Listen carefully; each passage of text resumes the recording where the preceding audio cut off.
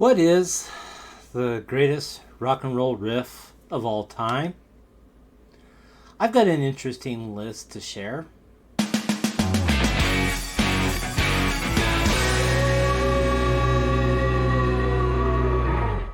I came across this website the other day, and there was a list of the 30 greatest rock and roll riffs of all time. And so I wanted to share that with you. And I'm not going to share the complete list. In fact, I will put the link of this article down in the description. Feel free to check it out yourself. But what I want to do is see if I agree with the top 5 that were listed. So let me share that with you. Now, this website is called ultimateclassicrock.com. And basically what this does is talk about classic rock and culture. And so this article talked about the top 30 rock riffs. And it starts off with an interesting intro into the article. It says a catchy riff, whether it be on guitar, bass, synthesizer, or some other instrument, can take a song from good to legendary. Just ask some of the artists we listed below. These are riffs that in some way are integral to the song itself. Without them, there is nothing to drive the track along, nothing for the singer to push up against, and nothing all that memorable, or at least much less for a listener to hum along.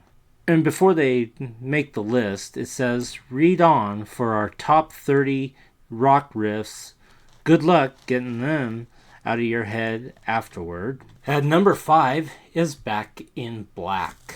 Oh, really? Number 5? Back in Black? Really? It brings out that the central lick to Back in Black began as something Malcolm Young occasionally fooled around while warming up on tour. I've actually heard stories of other songs that were classic songs where someone would just do these warm-up practices, so that doesn't surprise me about Back in Black. I remember during the Highway to Hell tour, Malcolm came in one day and played me a couple of ideas he had knocked down on cassette, and one of them was the main riff for Back in Black. Angus Young recalled to Guitar World in 2003, and he said, "Look, it's been bugging me, this track. What do you think?" He was going to wipe it out and reuse the tape because cassettes were sort of hard item for us to come by sometimes. I said, "Don't trash it. If you don't want it, I'll have it."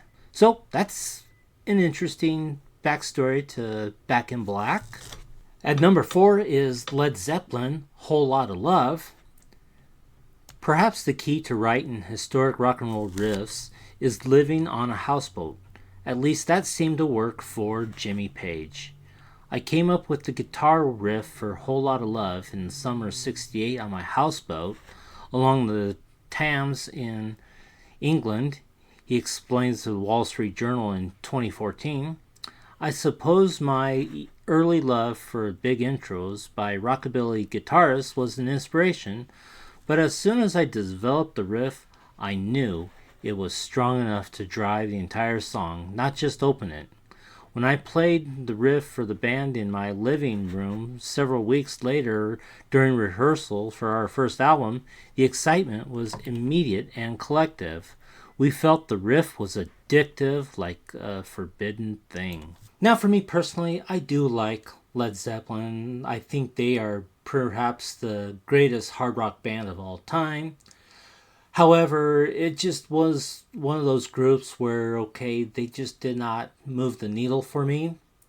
But with Whole Lotta Love, that is the best song from Led Zeppelin, in my opinion. At number 3 is The Kinks, You Really Got Me. It can't really be overstated the importance of blues music on 60s rock and roll, particularly for young bands in the UK who had not previously been exposed to the kind of American music. When I wrote You Really Got Me, I wanted it to be a blues song, Ray Davies explained to Austin Chronicle in 2001. He says, like a Leadbelly or Brunsey song, are those really words? But because I was a white kid from North London, I put in a certain musical shifts that made it unique to what I did. Interesting story about that, okay? At number 2 is Deep Purple, Smoke on the Water. Okay, they lost me on this list. They really did. I really thought this was going to be number 1. This should be number 1 in my opinion. This list has no credibility now. Would you believe it if we said the iconic riff in Deep Purple's Smoke on the Water was inspired by Beethoven? That's what Ritchie Blackmore claimed in a 2007 interview with CNN. I thought I'd play Beethoven's Fifth Symphony backwards. I put something into it. That's how I came up with it. It's unclear whether this was an entire truthful statement or Blackmore's sense of humor coming out, but either way, Smoke on the Water was a number 4 hit in America. Now this riff is a riff that a lot of beginning guitarists learn how to play. It's so popular that music stores pretty much ban you from playing Smoke on the Water when you're practicing on which guitars to purchase. That's the rumor I hear. But needless to say, this actually, the lyrics on this was really a true story about this. And so many of you have heard the story about that on other channels and what have you. And so that's why I think this riff should have been number 1. But so what is number 1? Let's find out. And the number 1 song, according to this article, is I Can't Get No Satisfaction by Rolling Stones. Rock and roll's dreams do come true. It happened to Keith Richards, who said that the riff, I Can't Get No Satisfaction, came to him in a dream. He woke up, attempted to record it into a cassette player, and went back to sleep. I had no idea I had written it, he said in his 2010 memoir, Life. Okay, so interesting story from Keith Richards. Whether you believe that or not, I have no idea. You never know. But I don't know if I really agree that I Can't Get No Satisfaction is better than Smoke on the Water. But like I said earlier, if you want to read that full article, I will put the link in the description down below. Go check that out and see if you agree with the top 30 guitar riffs. And so what I want to do now is give my opinion as to what is the 5 best rock and roll riffs. Now, here's the criteria that I have. Okay, there are a lot of riffs that were not on this list.